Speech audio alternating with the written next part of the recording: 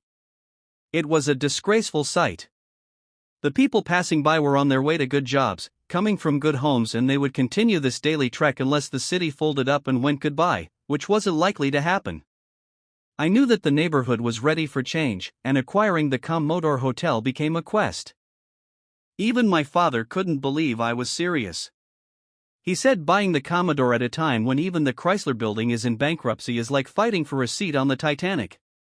He knew it was a risk, and so did I. The flip side was that I knew it was a way to get the city to flourish the way it should. I'd be creating jobs and improving the neighborhood, for starters. I wanted it to be beautiful, and that gave me incentive to get through all the problems and negativity surround this project. That's a good thing to keep in mind. Use your mind to visualize how things might be as you go along. That can make the plethora of details and setbacks just a part of the plan. About 9 months before I was seriously into negotiations for the hotel, the owner, Penn Central Railroad, spent about $2 million in renovations that had no impact whatsoever. The hotel needed far more work. $6 million was owed in back taxes. It was not a pleasant situation for the owners, and they were ready to get out. Before I could purchase the hotel for $10 million, I had to structure an extremely complex deal with other interested parties. I needed a tax abatement from the city of New York, commitment from a hotel company with experience running hotels, and financing. This was complicated stuff, and it took several years to negotiate everything. Trum_C14. QXD November 30th, 07, 4:01 p.m. page 64 TRUMP, NEVERGIVEUP. At one point, Penn Central wanted me to pay a non-refundable $250,000 for an exclusive option on the property. I had to stall on that. That was a lot of money for an obviously risky situation. In order to remain in the process but to have more time, I had my lawyers nitpick the contracts and slow everything down. Meanwhile, I looked for a designer who had what it took to make a spectacular building. One young architect named Scott that I contacted was immediately interested. He understood that I wanted to change the dingy hotel completely, to basically wrap it in something new and shiny and give the whole area a new face. Note that I wasn't sure this deal was even going to go through, but because my goal was so clear in my mind, I went ahead and took the time to meet with an architect, as if the project was a done deal. That's positive thinking, but also pragmatic thinking. Keep things moving forward. If one thing doesn't work out, another will. Meantime, I will have met and connected with an architect that I respected and who respected me. If this deal fell through, I'd already know someone to reach out to for the next big project. I hired Scott to do some drawings and asked him to make the presentation look as sleek as possible. I also started to look for an operator for the hotel. The hotel business was new to me at the time, so I needed to find someone with experience, a lot of it, because my proposal was for a 1,400-room hotel with 1.5 million square feet. That's big. I wanted a big operator, and the big names then were Hilton, Hyatt, Sheraton, Holiday Inn, and Ramada Inn. To me, the top of the line was Hyatt. Their hotels were contemporary and light, which would be the perfect antidote to the dark and dreary Commodore. It was also a fact that they didn't have a presence in New York City, though Hilton did. They might be interested. I was correct, they were. I called up the president, and we discussed a partnership. However, he was prone to changing his Trum_C14. QXD November 30th, 07, 4:01 p.m. page 65 BIGPROBLEMS, BIGOPPORTUNITIES mind after we'd negotiate, and this was seriously interfering with any progress. So I called another executive at Hyatt who suggested I call the guy who really ran the company, Jay Pritzker of the Pritzker family, who owned a controlling interest in Hyatt, so I did. He seemed eager to meet me and came to New York. We made a deal quickly, as equal partners.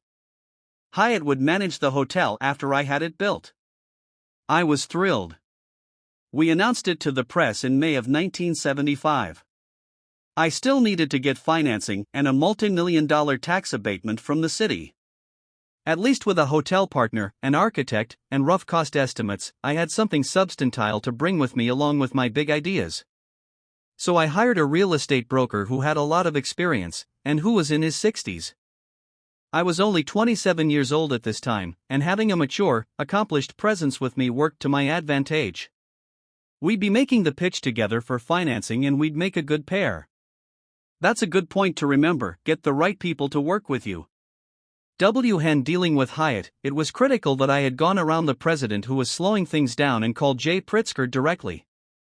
Now, finding a dedicated broker who added the right balance to my image was a smart move. Am I tooting my own horn a bit? You bet. Getting financing quickly became a catch-22 situation. Without financing, the city wasn't about to consider a tax abatement, and without a tax abatement, the banks weren't too keen on financing. It seemed like a brick wall at every turn, so we decided to change our approach. We appealed to the bankers' guilt about the decaying city and the fact that they were choosing to look the other way when someone, like me, had a great idea to change things for the better. I'd be changing a prime area that was headed toward becoming a slum into a vibrant new place. How could they not want to be involved? Of course, that didn't work. Trum_C14. QXD November 30th, 07, 4:01 p.m. page 66 TRUMP, NEVERGIVEUPTHELOWPOINT. Here was the moment of truth. We finally found a bank that appeared to be interested. We went far with them, putting in endless hours and effort, when a key guy suddenly changed his mind and brought up some inconsequential issue in order to kill the deal. We came up with every conceivable argument, but the guy was implacable. He would not budge. It was at this point that I said to my broker, let's just take this deal and shove it. I had it. You're probably surprised to even hear me say it, but it's one of the few times I just wanted to throw in the towel. It was my broker and my lawyer, George Ross, who convinced me to keep going, pointing out how much time and effort had already been devoted to this project. I quickly resolved to stick it out and see this through. I'm not a quitter by nature, but I'm telling you this so you'll know there have been times when the difficulties seemed greater than the rewards. That was definitely the low point, but because I hung in there, it became a turning point. Afterward, my resolution became even stronger. I decided to approach the city, even without financing, and explain the situation. The Hyatt Hotel organization was anxious to come to New York, but the costs were too high unless the city gave us a break on property taxes. I was blunt and to the point, and it was effective. The city agreed to a deal that would essentially make us partners, and I would receive a property tax abatement for 40 years. It was a deal that benefited everyone. I would buy the Commodore for $10 million, with $6 million going to the city for back taxes. I would then sell the hotel to the city for $1, and they would lease it back to me for 99 years. Was this complicated? Yes, but it worked, and we eventually got financing from two institutions. One of them was directly TRUM_C14. QXD November 30th, 07, 4:01 p.m. page 67 BIGPROBLEMS, BIGOPPORTUNITIE south across the street from the Commodore. I don't think they wanted their neighborhood to continue into decline, which they knew it was headed for. They knew a new and beautiful hotel could bring their area back to prime time, prime space, and prime business. THERESULT. I don't know if you have seen the Hyatt at Grand Central, but it has 4 exterior walls of mirrors as a facade which reflect all the wonderful architecture of the area. Incredibly, this at first made people furious because it didn't fit in with the existing neighborhood design. What they didn't realize is that the reflections of the surrounding buildings emphasized their beauty and importance to the Manhattan skyline. Now, people and critics love this building. It started the revitalization of the Grand Central area and opened in 1980 to great success.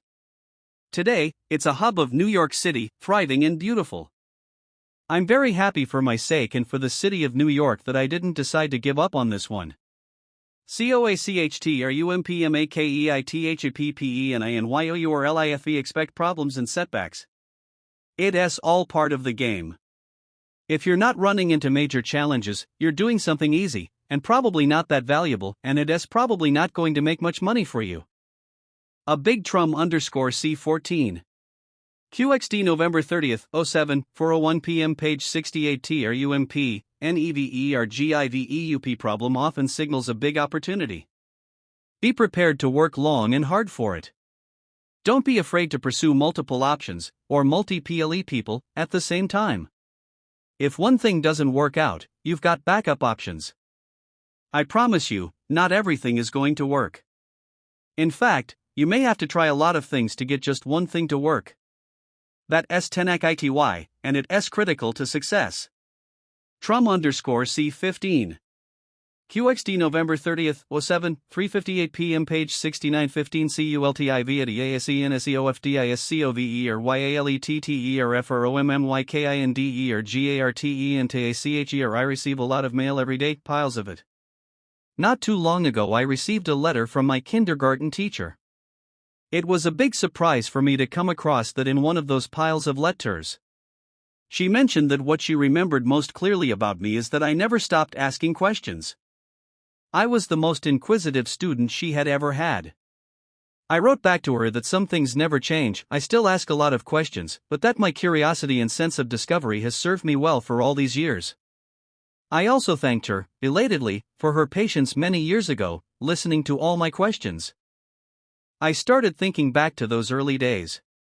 Every one of my questions was the beginning of a new discovery back then, and Trum_C15. QXD November 30th, 07, 3:58 p.m. page 70 TRUMP, NEVERGIVEUP. That's how it is with me today. I hope it's the same with you. Maybe your own sense of discovery is one reason you're reading this book. Emerson's quote, "What lies behind us, and what lies before us, are tiny matters compared to what lies within us," is a good thought to keep in mind. It allows your mind to think big because there are big reservoirs of ideas inside all of us. It's a way to open the channels of creative thought, which leads to discovery and achievement. It's also a reminder that no matter how much you've accomplished already, there's still more weight ing for you to get done. Maybe I'm a naturally curious person, but I think it's a good attitude to cultivate. I like hearing what other people have to say, and I learn a lot that way, too. My interests are reflected in the diversity of businesses that I am involved in: real estate, the entertainment industry, golf course development, and so forth. Keeping yourself as diverse as possible can open you up to many more opportunities than you might imagine. Sometimes one thing can lead to another. You already know I'm not big on complacency, and I'm also not big on know-it-alls. The more you know, the more you realize how much you don't know. Having this attitude is a great way to set yourself up for some big success. To be any other way is to sell yourself short. How can you possibly discover anything if you already know everything? People who come into my office for the first time are often surprised by how many questions I ask. I remember when I had 3 bathroom sinks on a couch just outside my office for a few weeks.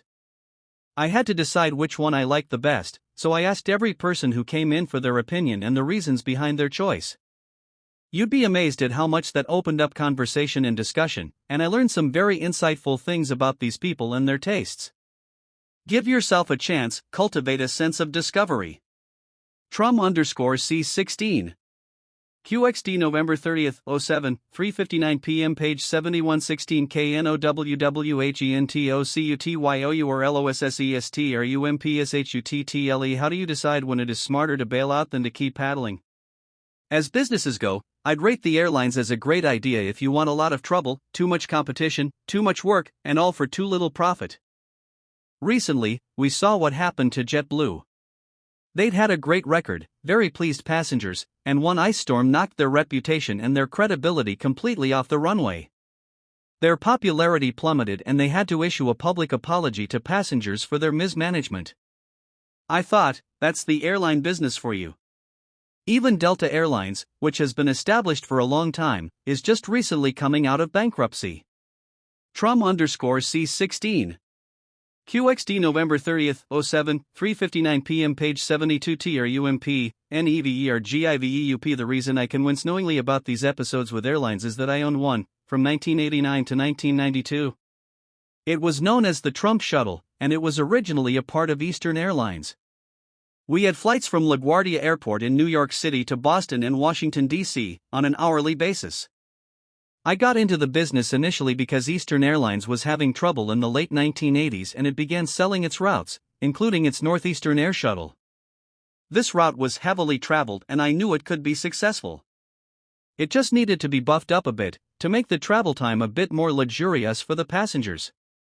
My previous experience with air travel was that I owned a helicopter service that provided flights to Atlantic City, LaGuardia, Manhattan, the Hamptons, and Hartford, and I also had a private jet. I knew the conveniences that a traveler would want to have. I made the new shuttle top of the line and technologically savvy, with one of the first self-service check-in kiosks, and it had laptop computers available to rent. The 727s were completely redecorated with maple wood trim inside and beautiful fixtures. I was the first to provide real luxury for shuttle passengers, who had been used to no-frills transportation. THELOWPOINT. We hit a perfect storm. I went into this business knowing that Eastern Airlines was in trouble, and in fact I acquired the shuttle during a threatened mechanics strike. Let's just say there were problems, but I'm used to problems, right? Well, airline problems are another story entirely. The labor strike happened, and it went on long enough that we lost a lot of passengers to Trum_C16. QXD November 30th, 07, 3:59 p.m. Page 73 KNOWWHENTOCUTYOURLOSSES Amtrak as well as to the Pan Am shuttle. In addition, we were entering into a recession, and then in 1990, jet fuel prices skyrocketed due to the Iraqi invasion of Kuwait. If it wasn't one thing, it was another. It's such a delicate business that the slightest tremor in world politics, economics, labor, or the weather and 100 other variables can make a bright future suddenly tumble. As you know, I was having some financial problems around this time that would begin to escalate, not diminish, due to the recession that had hit. My total demise was predicted in 1991 by the Wall Street Journal and the New York Times. I had several big things falter, but this wasn't 1991 yet, it was 1990. I was sure Trump's shuttle would take off and avoid the recession. I was wrong. Trump shuttle never turned a proper profit, and as my other business interests started to fail, my creditors were less than enthusiastic about my latest venture. In September of 1990, the ownership of the airline went to Citicorp, the airline's creditor bank.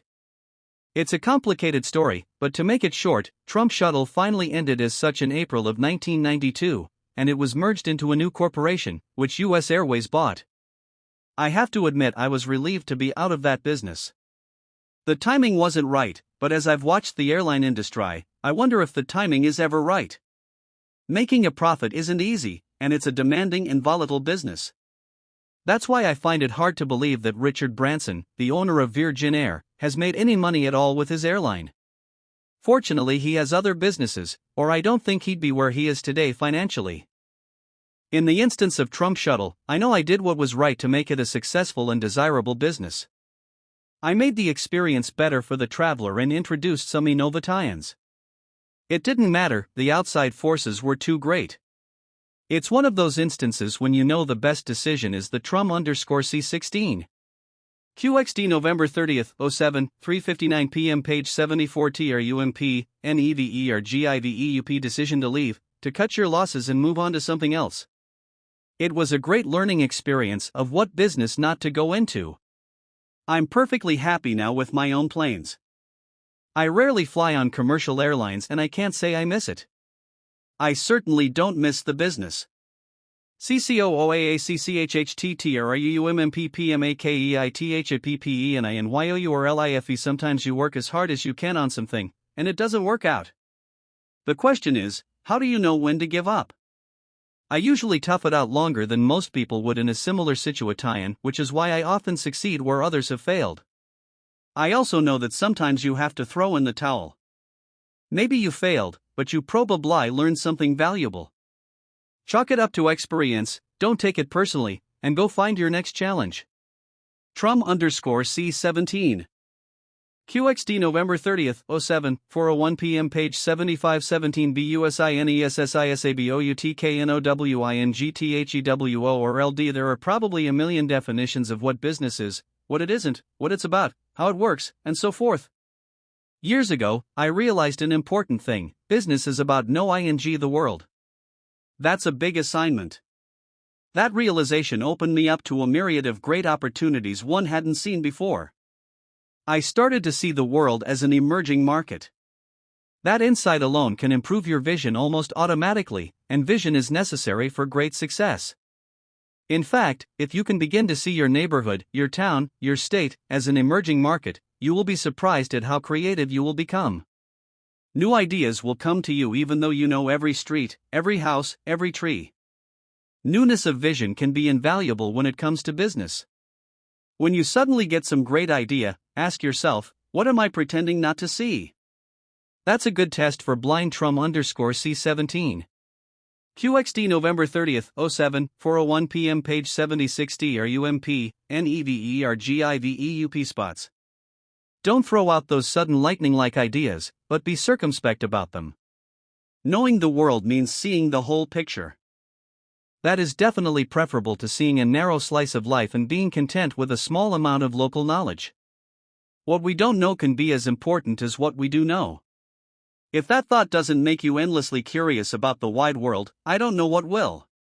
It's imperative to keep the big picture in mind and stay hungry for learning more, if you want big success. I have had a think big attitude for a long time, even when I was determined to succeed in Manhattan as a young man. That was an immediate goal. The ultimate goal was a bit more universal. However, you have to do first things first. Now I am developing in many countries throughout the world, and the Trump brand is known globally. That's no accident. Aside from great determination and a strong will, I have to say that understanding the realities of how the world works, including a sense of world history, is a necessary ingredient for wide-ranging success. There may be flukes that will occur that catapult individuals to fame or fortune, but most often you will find that people who have operated on a large scale and remained diligent and successful for a long time also have a broad understanding of world. I think the way technology drives business around the world today is an example of this. Visionaries saw all of this happening before most of us had given it a thought.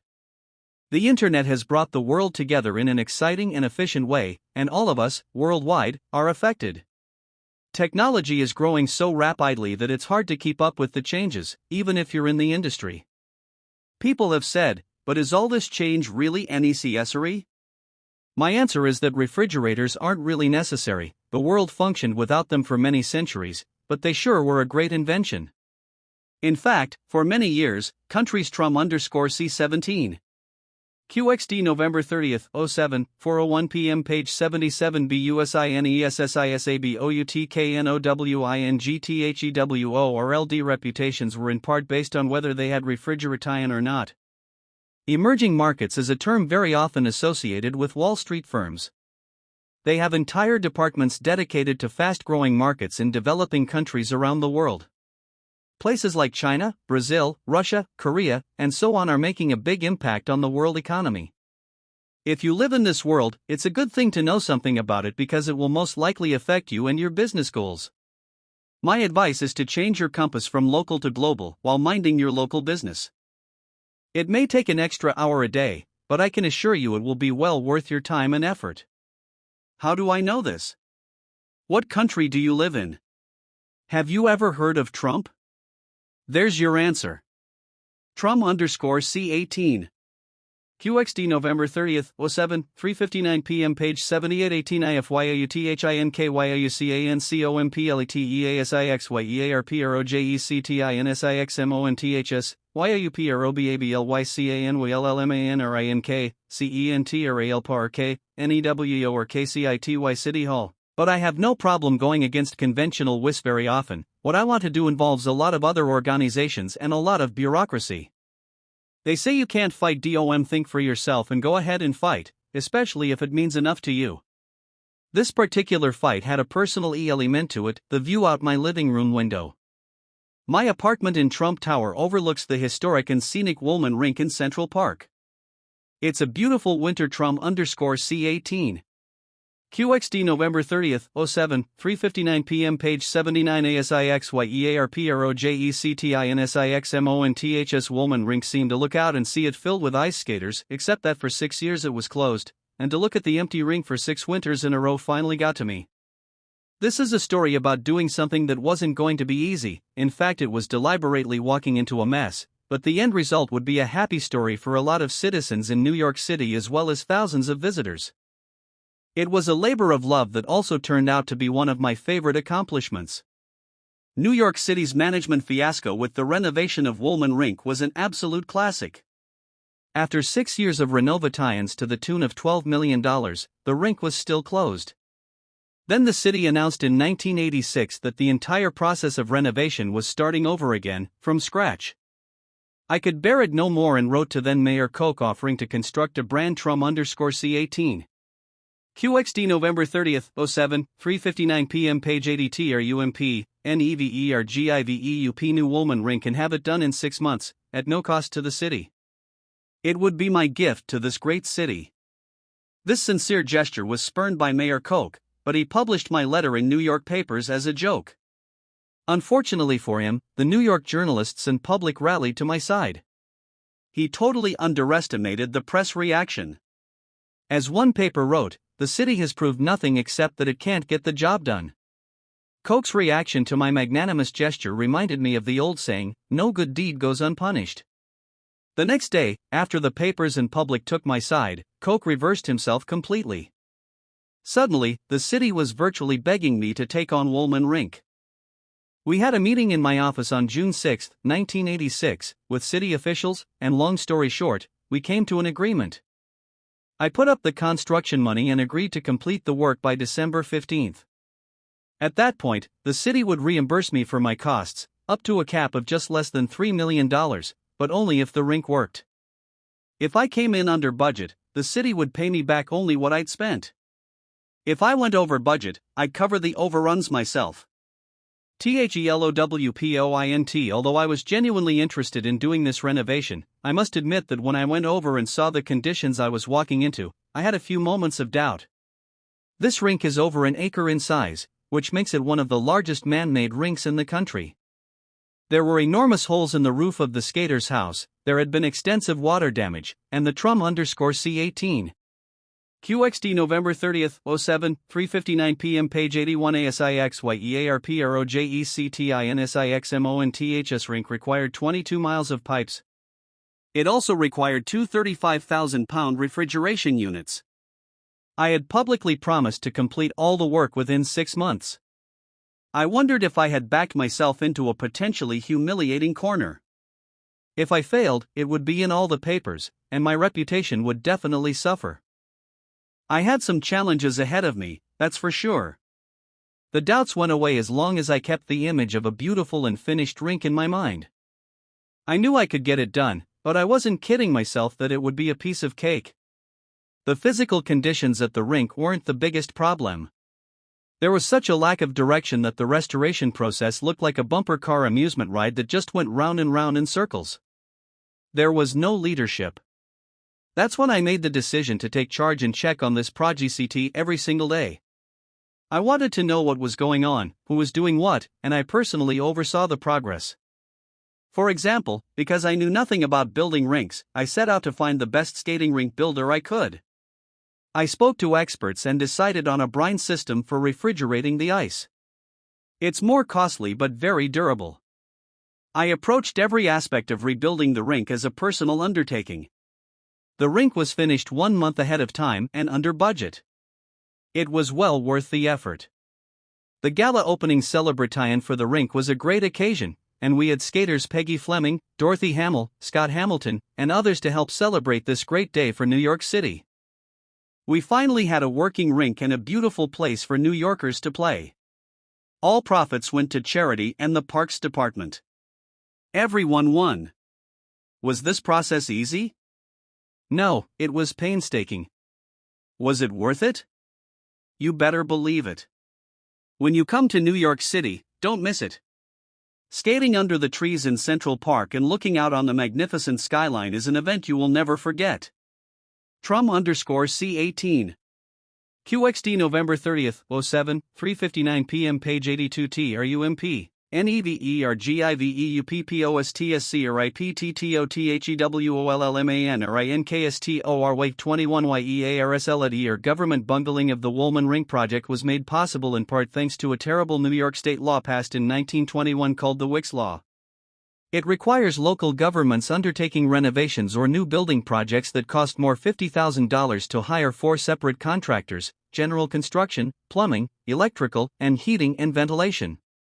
Local governments must hire the lowest bidder in each of these areas, even though they could save a lot of time and money by hiring a single general contractor who oversees all subcontractors. Instead of allowing competition, what it does is increase up to 30% the cost of building anything for the government in New York.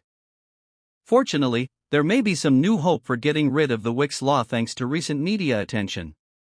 On May 29, 2007, the New York Times ran an article by Dorothy Samuels in their editorial section which was titled "From Donald Trump to Eliot Spitzer, Still Battling Over a Wasteful Law." Ms. Samuels has always been an insightful writer who writes about significant issues. In bringing up the Wicks Law, she retold the story of how I saved Woolman Rink from government bungling and managed to educate the citizens of New York City about something they probably weren't aware of, unless they are in real estate construction. It's something that affects them by driving up government costs and taxes. I have to say, it was nice to be remembered 21 years later as someone who tried to make a difference, and did. Let's hope this situation will be remedied soon. It will benefit everyone. Trum_C19. QXD November 30th, 07, 3:59 p.m. Page 8319 DONTLETFEARSTOPYOU EVENINF or ONTOFMILLIONSOFPEOPLEDOUBTSWILLCONTINUETOSU or FACE EVENAFTEROUVEMADEUPU or MINDTOGOFO or WARDASIQ or DAYNIGHTLIVESTO or YW. What do you do when doubts continue to surface, even after you've committed to go forward? A lot of people mistakenly think that I stride the planet in a state of absolute certainty, all of the time. The truth is, there are times I have to wrestle with doubts after I've made big decisions. The challenge is what Trum_C19. QXD November 30th, 07, 3:59 p.m. Page 84 TRUMP, NEVERGIVEUPU do with doubts. Handled poorly, doubt can sap your spirit and resolve. Handled well, doubt should make you smarter and strengthen your chances for success.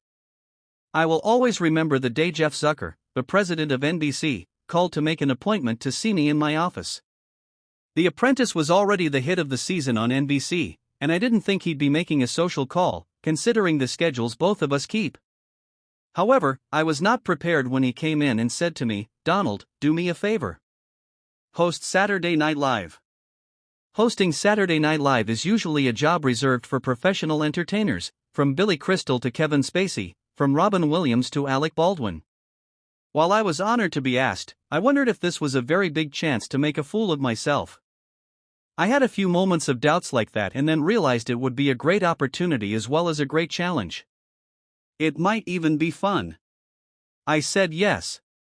THELOWPOINT. I didn't really know what I was getting myself into, but it was too late now. After Jeff left, I started thinking of a live audience, comedy skits, a monologue, facing off with Darrell Hammond, who imitates me very well, and who knows what else they'd come up with. This is a particularly good story for this book because it illustrates how doubts, potentially one of the worst forms of adversity, can continue to surface, even after you've made up your mind to go forward, courageously, with some big risk. Let me tell you, I had major doubts about this one. It's not always smooth sailing just because you've decided to do something with enthusiasm. Running through my mind was the Trum_C19. QXD November 30th, 07, 3:59 p.m. Page 85 DONTLETFEARSTOPYOU fact that if the show was a disaster, millions of people would witness it, live, without edits. It was great opportunity to flop on a huge level. The doubts swelled, and I knew I had to regroup. The more I thought about it, I realized, the show is legendary, I knew its creator, Lorne Michaels, and the writers are fantastic. I knew I'd give it my best shot. As I've always said, you've got to think big. Anyway, the process of this live show was an incredible experience. First, on Tuesday, I met with Lorne's team of gifted writers, led by Tina Fey. They asked questions and pitched a lot of ideas. It was an intense and productive hour. By Thursday, we were reading through the sketches with the members of the Saturday Night Live team. They are pros but very amiable and helpful, so it was a pleasure and I felt some of my nervousness vanishing. I knew I was facing some pretty big hurdles, and I was wondering how it would all fall into place in the 2 days we had. I was also wondering how I would remember everything. I'm used to doing my own material, and as a public speaker, I'm at ease. However, this was a different scenario entirely. Our first full day was on Friday, where we did run-throughs of the skits on the Saturday Night Live stage. The sets weren't finished, but the theatrical aspect of what I was getting into was very apparent. There was so much going on around me that I didn't have time to take into account the fact that I was feeling apprehensive. They had me in a lot of skits. I would be a hippie in a business meeting, the author of a romance novel, a lawyer, a character in The Prince and the Pauper along with Darrell Hammond, a keyboard player, and more. In addition, the costume changes had to be taken into consideration. There wasn't much time between skits, and one skit required a mid-skit costume change. Fortunately, they have a wardrobe team that later takes over and navigates you through the show. Since I'm a guy who likes to know everything that's going on, I will admit that a few times I felt a bit overwhelmed. Trum_C19. QXD November 30th, 07, 3:59 p.m. Page 86 TRUMP, NEVERGIVEUP. Things were going pretty well, and my confidence level was improving, especially when I saw that the Saturday Night Live regulars were enjoying the proceedings and having a few good laughs themselves. Then, I saw my costume for the chicken wings number. This was a commercial for Trump's House of Wings, a skit that was popular from the first time we tried it out. It involves singing chickens, with me in the middle of them. I don't need to say more. I had already said the chicken outfit was out, and what they gave me instead wasn't much better, a bright yellow polyester suit that would make anyone look like a sitting duck for smart comments. I remember saying to someone, "What have I gotten myself into?" Little did I know the hard part was coming, the monologue. Think about it, walking out on stage with millions of people watching, and hoping to be funny. Then think about this, what if I wasn't funny? Here's a word to the wise, don't think about it. You have to go for it or you will just freeze up. Think ing about it. I want to stop here to reiterate what I just wrote. It is absolutely true that sometimes you just have to get out there and do it. Being tentative can lend itself to fear, and fear of failure can halt you immediately. You have to work despite your fears, and very often they will disappear. Don't let fear stop you. I know, it's easier said than done. I even said to the set builders at this point, "What am I doing here? I should be building, like you." I can relate to you guys. Once I got deeper into the rehearsals, it went well. We got some good laughs, which, believe me, was a wonderful sound, and I had gotten through a very big test of my ability to handle pressure and a new environment. In fact, I remember thinking that maybe I'd ask Daryl over to my office one day, so I could take a break and he could play me for a few hours. Thinking these thoughts managed to take my mind off the live show the next night. It was all still very new to me. Trum_C19. QXD November 30th, 07, 3:59 p.m. Page 87 DONTLETFEARSTOPYOU. The next day was Saturday, which ends up being a marathon day for everyone. We ran through the show for a live audience of 300 people. This was considered to be the dress rehearsal, and the skits that are most popular with this audience will make the final show. That's when I learned that we wouldn't know what skits would be in the live show, or their order, until about a half hour before appearing live. I'm someone who likes having things in order and ready to go, no matter what it might be. This news hit me with a strange sense of surprise. I'm used to having and studying blueprints for a long time, for example. Being well prepared for critical meetings has been one of the secrets to my success. Just think, some of the skits we had rehearsed for 2 days would be cut out completely, including, it turned out, one of my favorites where I played a romance novelist. All the preparations for those skits would be null and void. Then we'd have a new running order and no time to get ready for it. I was in for an exciting time, that's for sure. I had to take a deep breath and realize that I just might be in over my head. This was big time, with a huge live audience to watch me as well as being on tape for history to see. My photo would go up on the wall in the halls of the legendary show. What if I flopped? Forgot my lines? Forgot the lyrics to the song I had to learn in 5 minutes? Put on the wrong costume? Looked like an idiot instead of a respected real estate developer? Believe me, you can have a lot of thoughts at critical moments like these. So if you've ever felt that way, know you're in some good company. Here's my advice, get to it and go on with the show. That's what I did, and beginning with the monologue, I have to say it was a night I'll always remember. Everyone had a good time, from the wardrobe people to the Saturday Night Live pros, to the audiences, both live and at home, and to the musicians who made sure we were ready to go on when the time came. Here's the best part, I had a fantastic time, and an experience that was worth every nagging thought and fear of failure. Trum_C19. QXD November 30th, 07, 3:59 p.m. Page 88 TRUMP, NEVERGIVEUP. Thought that crossed my mind during that hectic week. Did I ever think I'd be the host of Saturday Night Live? Never. That's what's great about taking chances. Success won't happen to you unless you decide to take chances first. Don't settle for failure when you can take a few risks and change the course of your life, or at least enhance it. It may not be Saturday Night Live, but taking risks and putting yourself in uncomfortable new situations can definitely put some excitement into your life. If I can do a song and dance number with people dressed up like chickens, in a bright yellow suit, in front of millions of people, you can certainly stand to take a chance once in a while. I don't want to hear any excuses. So go for it and never give up. COACHTRUMPMAKEITHAPPENINYOURLIFE. Be a chameleon. When a challenging opportunity comes along, take full advantage of it. Learn from it. Taking risks and making mistakes is the best way to learn something new. Most of the time, you will surprise yourself. Just dive in. Don't give yourself time to doubt. If you're thinking, I'm not sure if I can do this, turn it into, it's going to feel great when I do this, Trum_C20.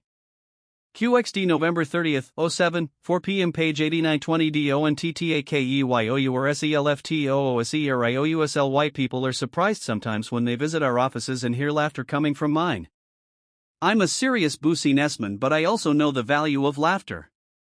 That's why I smile when I see those long serious faces in ads and commercials that are supposed to represent serious business being done. There's no reason you can't have some fun. In fact, if you're not having fun, you know by now that I would advise you to find something else to do. Your job is probably not brain surgery, so lighten up a little. A friend of mine, Joel Anderson, is a remarkable and very successful businessman. I had invited him to a major charity event, and I didn't hear back from him until after the event had happened. He had been traveling, but he took the time to write me a note and send a check anyway. He explained that thanks to The Apprentice, I had become so famous that he was able to sell Trum_C20. QXD November 30th, 07, 4 p.m. page 90 TRUMPNEVERGIVEUP. The signature on my letter for enough money to cover the charitable donation he was enclosing. I wrote back thanking him and told him I like having shrewd friends who know a good business deal when they see one. Both of us had a good laugh, and a good cause benefited. That's one way business works, and it can make every day a pleasure. Try to spice up your dealings and daily work routine with occasional jokes and laughter, and you'll see how much more enjoyable your work will become. The people you work with will appreciate it, too, if you can make them laugh.